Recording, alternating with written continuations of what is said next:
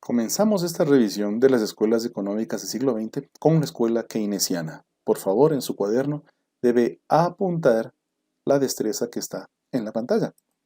Comencemos entonces. ¿En qué contexto surge esta escuela keynesiana? Tenemos que ubicarnos en el año de 1929. Gran depresión mundial, acuérdese, el mundo está en una terrible depresión. Hay una crisis financiera a nivel mundial generada por tres elementos: los innumerables créditos que se otorgaron, la especulación bursátil, es decir, la especulación en cuanto a la compra y venta de acciones en el mercado bursátil, y una economía de mercado en extremo controlada por el empresariado. Esto va a abocar a que los accionistas tomen la decisión de vender sus acciones, pero no en los volúmenes o en las cantidades o en el valor que ellos hubiesen deseado vender. Las acciones van a caer drásticamente y el poco dinero que se recauda va a servir para pagar sus créditos y devolver el dinero al organismo financiero. Esto va a desembocar en el famoso Jueves Negro, el 24 de octubre de 1929, y a partir de ahí, hasta 1935, todo Occidente, llámese Occidente, Europa y Estados Unidos, van a entrar en una terrible deflación. Además, Europa va a estar convulsionada con guerras internas, con guerras externas, va a estallar la Segunda Guerra Mundial y la Unión Soviética, ajena a todo esto, entra en una tremenda bonanza. Ahí va a aparecer la propuesta keynesiana, que va a ir desde 1945 a 1970 con los siguientes postulados. El primero va a decir que el Estado es el que debe intervenir en la economía y de alguna manera hacer de lado un poco la dinámica en la cual los empresarios se han ido moviendo creando oligopolios, monopolios y abusos laborales. Va a pedir o va a decir que es el Estado el que debe dinamizar la economía a través de la inyección de capital a la dinámica económica del país a través de la figura del gasto público. Un gasto público que se debería expresar en dos dinámicas. La una, asumir algunos costos de producción, y lo otro, generar gasto social, es decir, llegar con inyección de capital hacia las personas más desposeídas. Finalmente van a decir ellos que el Estado debería meterse o debería regular aspectos como salario, precios, tasas de interés de los préstamos, las condiciones en las que los trabajadores son contratados y en el valor de la moneda. Y finalmente van a decir, a ver, un empresario debe elevar su producción para poder ofrecer más. Para elevar la producción va a tener que contratar más gente.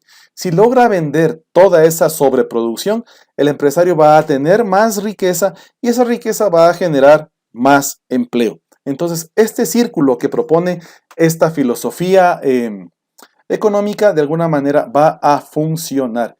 ¿Qué es lo que se cuestiona? Lo primero que se cuestiona es que cuando se habla de oferta y de demanda, no se considera también el tema del desempleo. Adicional, otro punto importante, es que hay que liberar al producto de toda la carga tributaria. No es justo que sea el consumidor final el que de alguna manera pague todos los tributos que debía asumirlos el productor. También se va a decir que se debe favorecer la producción, pero no en cantidades excesivas, porque eso va a generar un estoqueamiento o un embodegamiento de producto, el cual, si no se llega a vender por cualquier razón, va a generar también desempleo. También se va a decir que la oferta y la demanda en momentos de crisis no son los llamados o no son los idóneos, sería la palabra correcta, para campear tiempos de crisis. Y finalmente, otra cosa que se cuestiona de esta política keynesiana económica es que lamentablemente el empresario no puede decidir cuándo reducir el sueldo a sus trabajadores. Y esta falta de libertad para decidir hace que se genere desempleo, algo que realmente es bastante cuestionable. ¿Qué consecuencias va a tener en el mundo, sobre todo en el mundo occidental, este keynesianismo o esta política económica keynesiana? Lo primero que va a suceder es que se van a crear estados de bienestar. ¿Qué es esto? Sobre todo entre los 50 y 60 se va a crear este estado de bienestar que no es nada más que la petición a través de una política de Estado para que se haga una redistribución de la riqueza con la finalidad de llegar hacia los entes menos favorecidos. Esto a través de leyes como de regulación salarial, de la imposición de un impuesto al patrimonio, de una apertura mayor a la educación pública y a los sistemas de salud públicos y el acceso a viviendas económicas. De alguna manera, esto va a generar cierto crecimiento en algunos países del entorno occidental, además de dos, Estados Unidos, Canadá y Europa como parte del mundo occidental, y Japón y Australia, quienes se van a adherir a esta propuesta económica. Como usted puede ver entonces, en este keynesianismo, el protagonista esencial de la dinámica económica y el culpable de la dinámica económica es el Estado.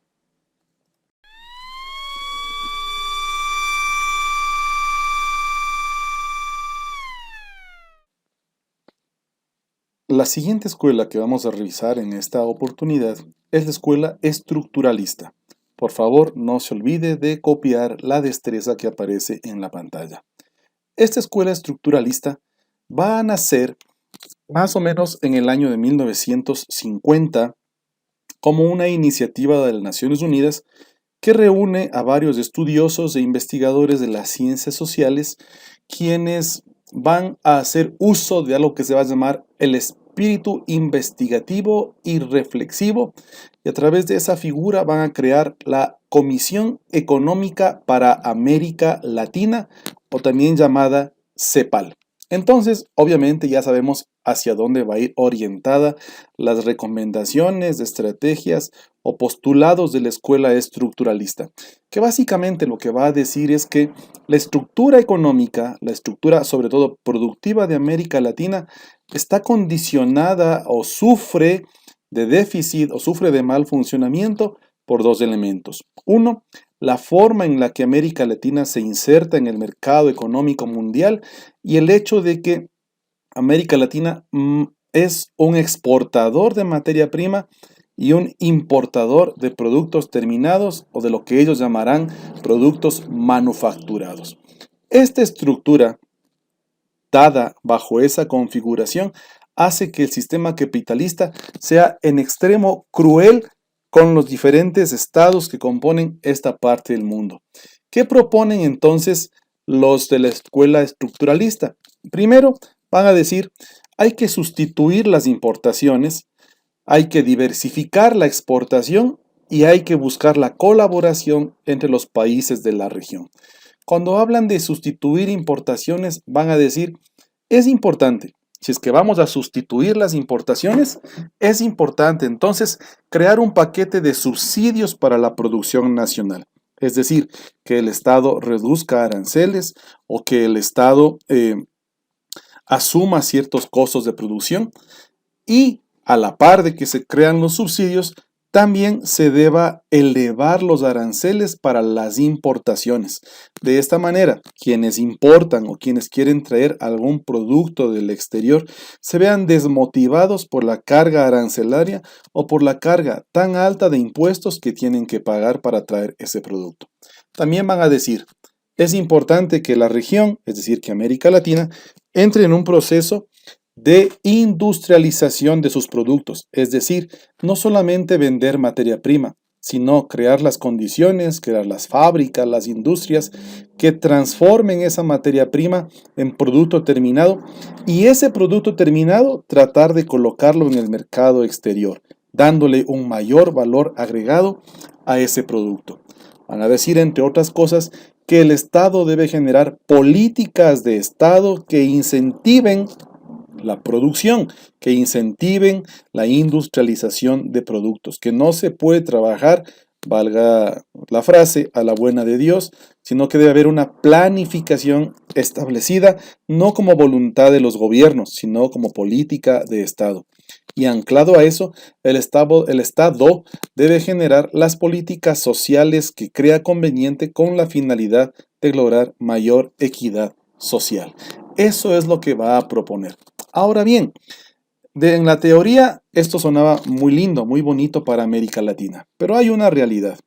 Y es que esas políticas o esos lineamientos económicos que se proponían venían de entes o venían de lugares donde no se conocía en su contexto la situación. Era una recomendación ajena a la realidad de América Latina.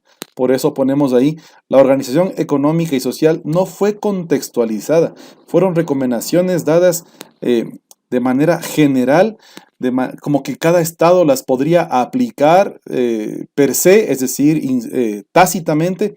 Sin embargo, no se dieron cuenta de que no había una adecuada producción energética en muchos países de América Latina.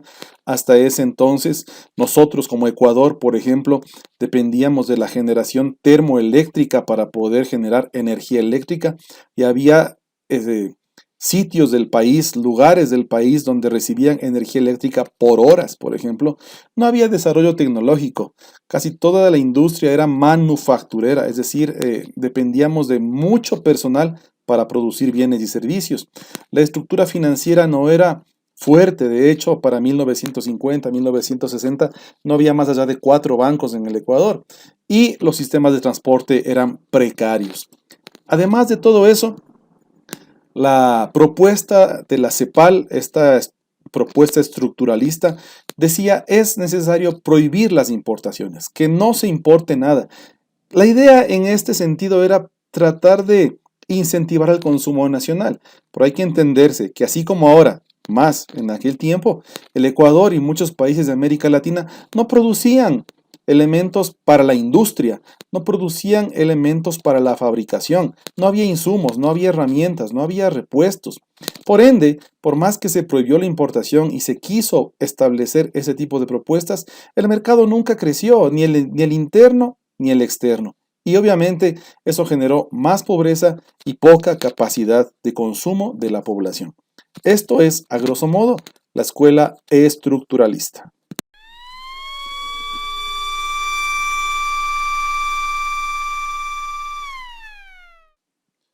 La última escuela que veremos el día de hoy se llama la Escuela de Chicago y el neoliberalismo. Por favor, no se olvide de copiar las destrezas que aparecen en la pantalla. La Escuela de Chicago va a nacer luego de que por muchos años se aplicaron las propuestas del keynesianismo. Para 1970 van a ocurrir dos hechos trascendentales.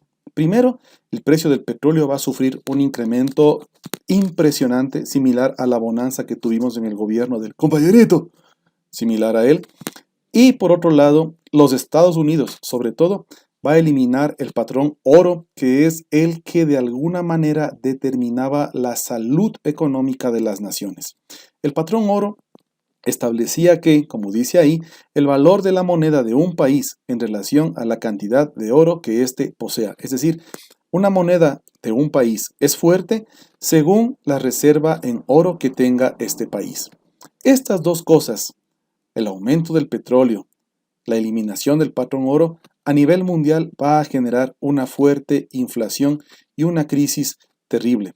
Frente a eso, dos iluminados de la Universidad de Chicago, cuyos nombres están en su cuaderno, en su libro de historia, van a oponerse a que continúe esta propuesta keynesianista y van a adherirse más a algo que se va a llamar el liberalismo neoclásico o las propuestas neoliberales.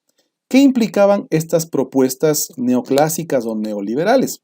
Primero, que el estado de bienestar que se generó durante la época del keynesianismo sea eliminado, es decir, que todo se regule a través de la ley de la oferta y la demanda. También que entender que cuando el Estado imprime dinero y lo injerta o lo inserta o lo inyecta, como quiera decirse, en la economía de la nación, eso sufre una afectación en precios, en producción y en empleo. Ellos van a decir, hay que establecer una política de control monetario y también hay que procurar controlar la inflación. Además de eso, la escuela de Chicago va a decir, el gobierno de lo único que tiene que preocuparse es de que haya dinero suficiente circulando en el mercado. Nada más. Todo lo demás debemos devolvérselo al empresario privado. También van a decir, entre otras cosas, que la única manera de que se consiga estabilidad económica, de que un país logre estabilidad económica, es controlando el dinero circulante y controlando la oferta de liquidez. Volvemos a lo que se dijo anteriormente. La oferta de liquidez es esa capacidad que tenían los estados para ellos mismos imprimir su dinero cuando creían necesario. Frente a esto, ellos van a decir, a ver, necesitamos hacer dos ajustes aquí. Primero, generar leyes que de alguna manera limiten la creación de impuestos por parte del Estado y que limiten el gasto social, el gasto de producción que la escuela keynesiana proponía, y además que los estados o los gobiernos de turno entiendan que se puede inyectar circulante o de otra manera diciéndolo, que se puede imprimir dinero en la medida en que la economía crece. ¿Sí? Es decir, considere lo siguiente, hasta antes de la dolarización, el Ecuador tenía un ente llamado Banco Central y otro que se llamaba la Junta Monetaria. Estos dos entes, el uno encargado de auditar los procesos económicos y el otro, el Banco Central, y el otro, el que a la vez que auditaba decidía si se necesitaba o no imprimir dinero, ellos eran los que decidían. Sin mayores miramientos, un día el Banco Central imprimía billetes, los mismos con la misma denominación o con mayor denominación, como por ejemplo sucede en Venezuela. Ahora, con la dolarización, nosotros tenemos que vernos abocados a importar billetes y eso tiene un costo para el país. Finalmente, los de la Escuela de Chicago van a decir, las empresas a lo que deben dedicarse es a producir y a generar rentabilidad. A la empresa privada no le debería importar la parte social, que de alguna manera es como medio lógico, ¿no? Porque de la parte social debería encargarse el Estado. Y si una empresa gana muchísimo dinero, así como gana, va a tener que tributar, es decir, que pagarle impuestos al Estado. Estos 6 postulados va a lanzar la Escuela de Chicago. Sin embargo, había algunas cositas que eran cuestionadas. Primero, ellos decían que la intromisión del Estado en la economía es la causante de distintas depresiones económicas. Es decir, de alguna manera, no son los empresarios, no son los industriales, no es el mercado el que se regula y genera crisis, sino que ellos le van a echar la culpa al Estado y a sus políticas o manejos económicos. También van a decir, Keynes no tuvo la razón y la aplicación de estas políticas keynesianas es lo que generó una gran inflación durante la década de los 70. Y finalmente van a decir ellos que se oponen a las políticas fiscales, es decir, que se oponen a toda aquella política que el Estado quiere implementar para regular la economía de las naciones, porque eso va a generar constantes déficits fiscales. Ojo con lo siguiente, aunque esto en este momento suena unido, también nosotros podemos disgregar y decir que la política fiscal que está orientada hacia la economía debería ser sujeta solamente de los entes actores de oferta y demanda y también que se oponían a que anualmente todos los estados sufrían de déficit económico, es decir, que no lograban cubrir sus costos. Sin embargo, tres países van a acoger algunos en su totalidad, otros parcial y otros convenientemente estas políticas emanadas de la Escuela de Chicago.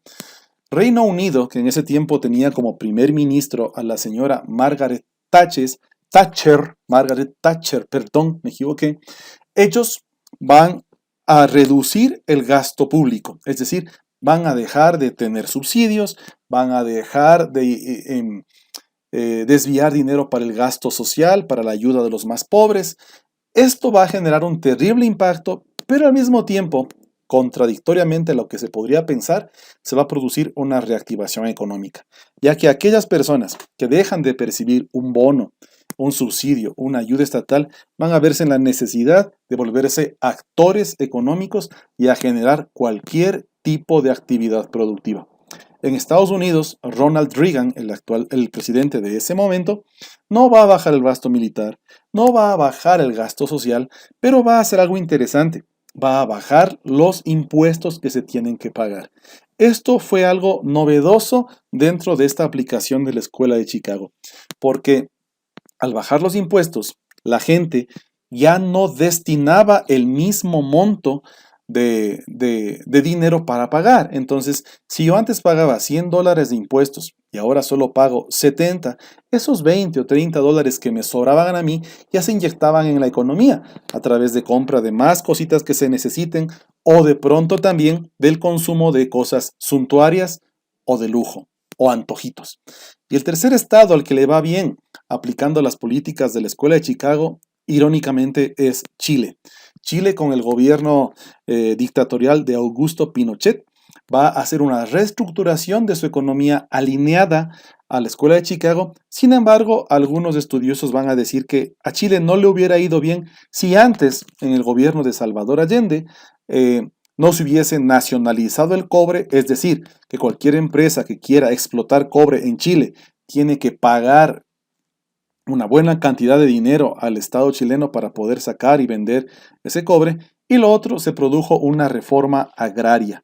Entonces, para los estudiosos dicen que aplicar los principios de la Escuela de Chicago en Chile no hubiese dado tan buen resultado como lo dio si antes no se hubiese hecho estos dos ajustes.